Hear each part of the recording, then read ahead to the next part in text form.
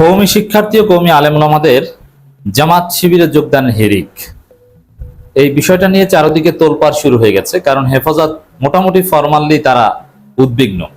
খবর, কওমি শিক্ষার্থীদের জামাতে যোগদান উদ্বিগ্ন হেফাজত। দর্শক, হেফাজতের টনক নড়েছে। এই উদ্বেগে কি কোনো কাজ হবে? কোনো কাজ হবে না। এই উদ্বেগ, এটা হিংসা, যে একটা দলকে তারা সর্বশক্তি দিয়ে থামিয়ে রাখতে চাচ্ছে। তাদের আকাবিররা কত চেষ্টা করেছে, কিন্তু কোনো লাভ হয়নি। তাদের যত ফতোয়ার মেশিন শক্তিশালী হয়, জামাত শিবির তত বেশি শক্তিশালী হয়। এখন বিষয়টা এমন যে তারা নিজেরা একে অপরকে সন্দেহ করে যে তুই জামাত। কারণ আপনারা প্রকাশ্যে যতটুকু দেখছেন যে কওমি শিক্ষার্থীরা জামাতে যোগদান করছে, এটা বাস্তবতার চাইতে অতি সামান্য। মূলত কওমি মাদ্রাসা শিক্ষার্থী, শিক্ষক, এরা যারা জামাত করে তারা সিংহভাগ গুপ্ত, যারা পরিচয় দেয় না। ঢাকা বিশ্ববিদ্যালয়ে যেরকম শিবিরের ছেলেরা শিবির করতো কিন্তু পরিচয় দিত না।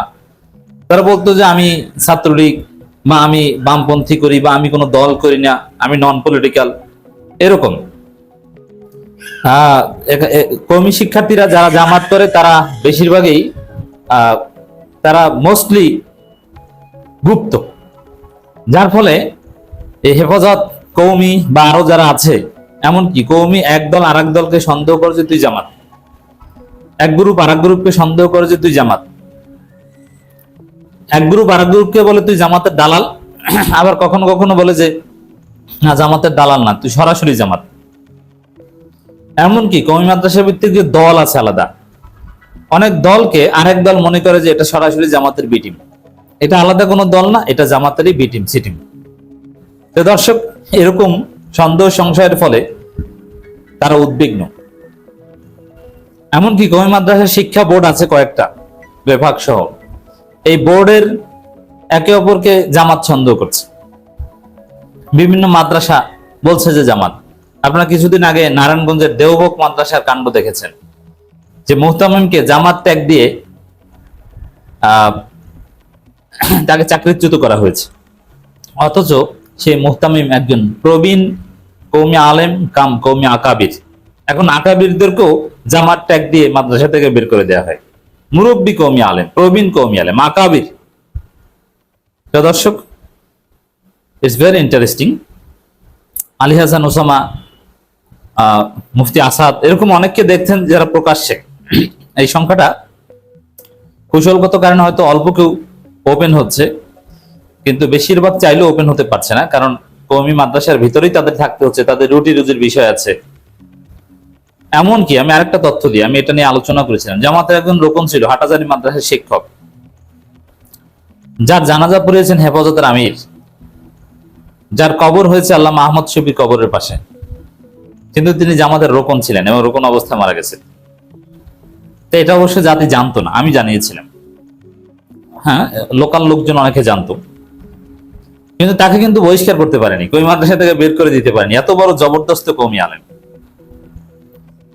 এরকমও আছে, আবার একদম গুপ্ত আছে, আবার প্রকাশ্যে আলী হাসান ওসামাদের মতো আছে। এবং প্রকাশ্যের সংখ্যাটা দিন দিন বাড়ছে, অতএব তাদের উদ্বেগও বাড়ছে।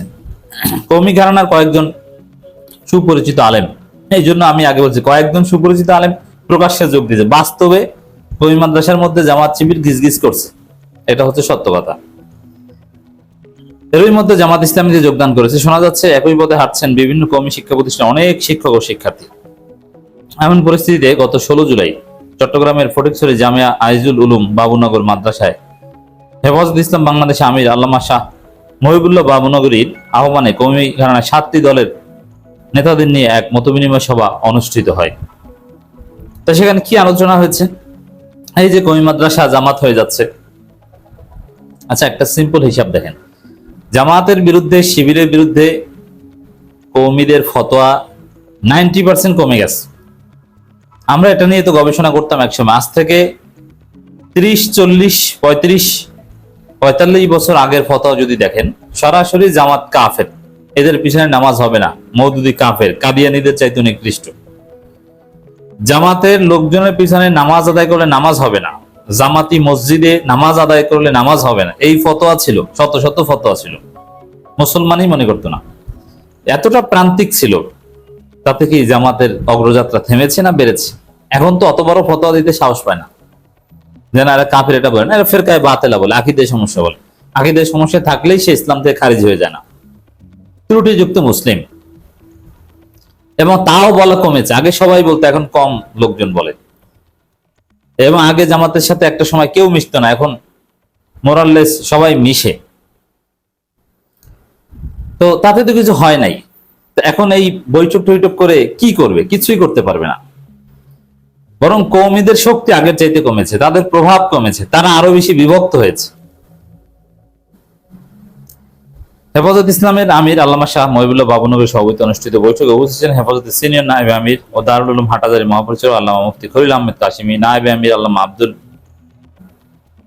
হামিদ মধুপুর পীর। এই মধুপুর পীর সাহেব কিন্তু চরম জামাত বিদ্বেষী এবং প্রচরমনায় কিছুটা, মাঝে মাঝে চরমনার বিরুদ্ধে খেপেন। মাওলানা সালাউদ্দিন আনুপুরি, মুফতি জসিম উদ্দিন, মাওলানা সাজিদুর রহমান, মাওলানা আব্দুল আউয়াল, মাওলানা মাহফুজুল হক, এর সবাই জামাত বিরোধী। তবে মাহফুজুল হক কিছুটা সফট। মাওলানা মহিউদ্দিন রব্বানী, মাওলানা আয়ুব বাবুনগরী, জমিয়ত উলামা ইসলামের সভাপতি মাওলানা ওবায়দুল্লাহ ফারুক, সহসভাপতি মাওলানা আব্দুর রব ইউসুফী। এই আব্দুর রব ইউসুফী উনি কিন্তু জামাতের সাথে জামাতের যথেষ্ট প্রশংসা করতেন, এক সময় ভালো একটা সম্পর্ক ছিল। বাংলাদেশ খেলাফত মজলিসের আমির মাওলানা মামুনুল হক, এরা তো জামাতের সাথে জোটে আছেন।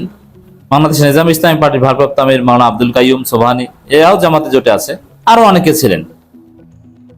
সবাই উপস্থিত 7 দলের নেতাদের আগামীতে ঐক্যবদ্ধ থাকার পথ চলার নতুন বার্তা দেওয়া হয়। এখানে এই ঐক্যবদ্ধ পথ চলার মূল উদ্দেশ্য কি? জামাত ঠেকাও। 7টি দলের নেতারা এই বিষয়ে একমত পোষণ করেন এবং আগামীতে ঐক্যবদ্ধ থাকবেন বলে সিদ্ধান্ত নেওয়া হয়। কিন্তু এই 7 দলের ঐক্যের যে মূল উদ্দেশ্য জামাত ঠেকাও, এই জায়গায় আবার উপস্থিত অধিকাংশই একমত না। মামুনুল হকরা বলছেন, নিজাম ইসলাম বলছেন, আমরা জামাত জোট ছাড়ছি না। আমরা ঐক্যবদ্ধ থাকতে পারি, কিন্তু জামাত জোট ছাড়তে পারবো না। মানে মূল উদ্দেশ্য হচ্ছে জামাত ঠেকানো, আর এরা বলছে ভাই এইটা বাদে অন্যতায় রাজি। মজা না? দিন শেষে জোট ভাঙবে, দ্যাটস ডিফারেন্ট। প্রত্যেক জোটই ভাঙার জন্য, জোট কখনো স্থায়ী না। বৈঠকে উপস্থিত ছিলেন এমন একজন বলেন, কওমি ঘরানা আলেমরা জামাত জোটে থাকার কারণে কিছু শিক্ষার্থী দলটিতে যোগদান করছেন। তাহলে জমিয়ত উলামা ইসলামও তো জামাত জোটে ছিল অতীতে, বিএনপি জামাত একসাথে ছিল তখন। মানে এটা কোনো কথা না। জামাত জোটে না থাকলেও কওমীদের জামাতের যোগদানের যে হিড়িক, এটা থামবে না। এটা বাস্তবতা। কারণ জামাতের বিরুদ্ধে, মাওলানা মওদুদের বিরুদ্ধে কওমীদের যে অভিযোগ, ওটা মিথ্যা।